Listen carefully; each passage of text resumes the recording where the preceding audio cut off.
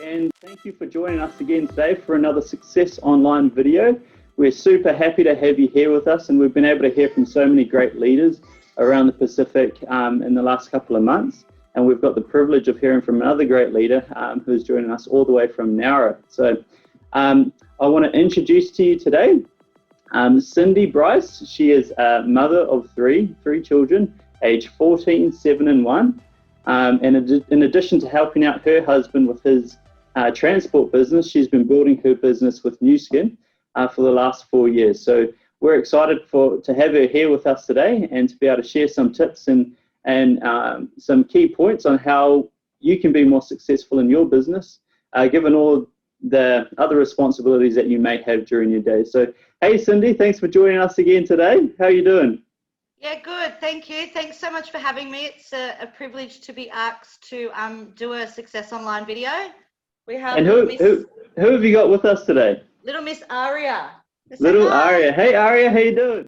Thanks for joining us. So, Cindy, give us, if you can, give us a bit of a background on your story and how you found the business, and sort of how you've been going for the last couple of years. So my background is in hospitality, so I've always sort of done weekend work, and with my husband's transport business, you know, weekends we never saw each other. So I was added to this random beauty group one day, and a post come up about working from home, spending more time with your kids, with your family, and earning an income. So I thought, well, okay, what the hell? I asked for some information, and here we are 4 years later. Awesome. So it was really that business opportunity that struck a chord within you there, and you thought that, hey, there's something that I could do with this, and here you are down the track 4 years later, and you've achieved a lot in those last 4 years. So we'll get into a bit of that soon. But I suppose over the last, or how has your journey in the business over the last 4 years shaped the way that you look at new challenges now? It's changed the way I look at challenges a lot, because, you know, beforehand, no matter what challenges I faced, I sort of nearly gave up all the time. But I think in the business, the challenges that you face, which I have faced a lot in 4 years, but the challenges you face, I just look at them as just a little hurdle now, because I know that once I get past that challenge, there's something amazing after it. And for you, I suppose, how important is that? Because obviously, like, your story would be familiar to so many other people, team members around the Pacific, and when you have a challenge, you can either look at it a couple of different ways. So how do you then help your team members when you see that they're coming up to a challenge, and then, you know, how they can better approach those challenges? A lot of my team members, you know, have faced similar challenges to what I have. So I've got a little bit of experience in how to get through the challenges, how to work through them. So I just try and give them the best advice I can. And I'm lucky enough to have two of my downlines are absolutely amazing leaders. And the three of us, we do things a little bit differently. So we try to do calls with people that are stuck and people who are facing challenges.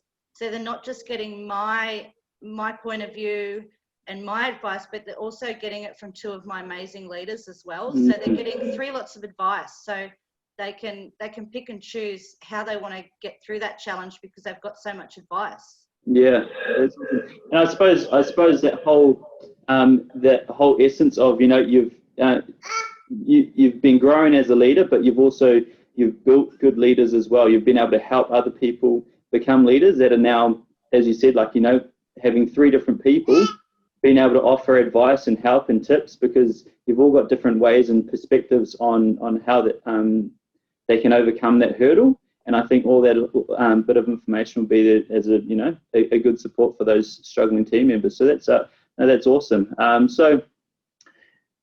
You've previously attended the South Africa success trip and have recently qualified again for Queenstown.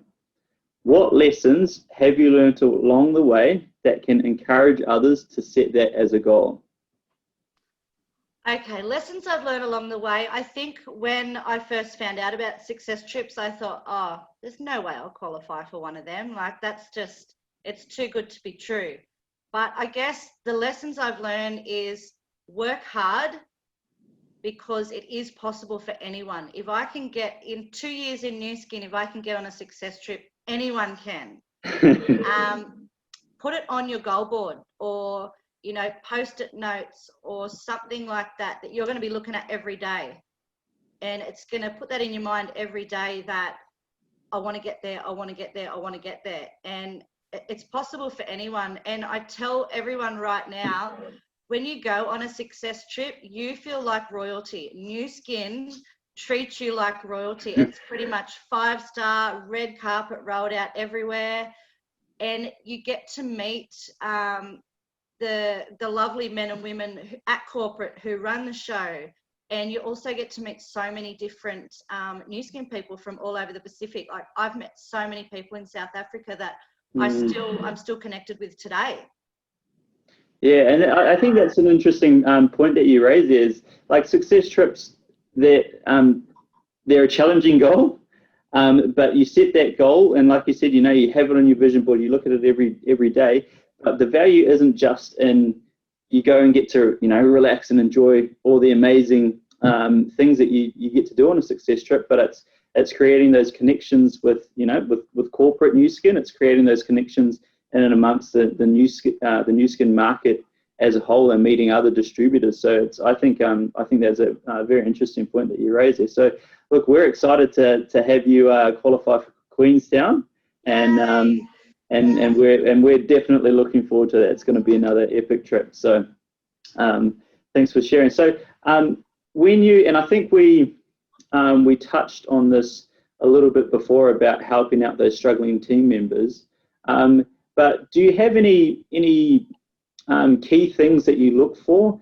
Obviously, sometimes you'll have team members that may not necessarily reach out to you, but you can see that they do need help. So what are some things that you look for in trying to identify some struggling team members? I guess I just try to, I have such a large downline now, but I try to keep an eye on everyone and how everyone's going by, checking the back office, watching their profiles, their groups, what they're posting. And if I see someone struggling, I'll generally try to reach out to them and just, see how they're going, see if they need any help at all. And then just go from there, find out exactly what they're doing, exactly what they're not doing, what they're struggling with. And then, do my best to help them that way. Yep. And you find that that's pretty, that works pretty well for you as well within your team? Yeah, definitely. I've recently a few months ago, I had a lot of girls I reconnected with from my downline that I had lost touch with, and they were doing things like really differently to what I teach my direct downlines.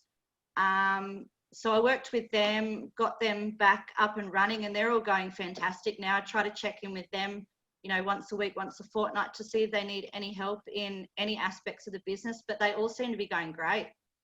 That's awesome. That's awesome. So it's staying engaged with them and seeing, I suppose, the bigger picture as well, seeing the bigger picture of really what's going on with their group. And if on their back office it's saying a different story to what you're seeing on their Facebook pages, you can sort of put those puzzle pieces together. But really, the main goal there is supporting those struggling team members, which, and helping them to achieve their goals or whatever targets they've set for themselves. So if you could leave us 3 key tips to help everyone across the Pacific be more successful in their business, if you could nail it down to 3 things, what 3 things would you give? Okay, 3 things. So the first thing would be consistency. I didn't get off to the best start in New Skin. I think I sold 2 things in the first 2 months, but I stayed consistent every day. And then once I hit my 3rd month in with New Skin, it just exploded. So if you're getting no interaction, you're getting no sales, just don't let it get you down and stay consistent all the time. Second one would be positivity.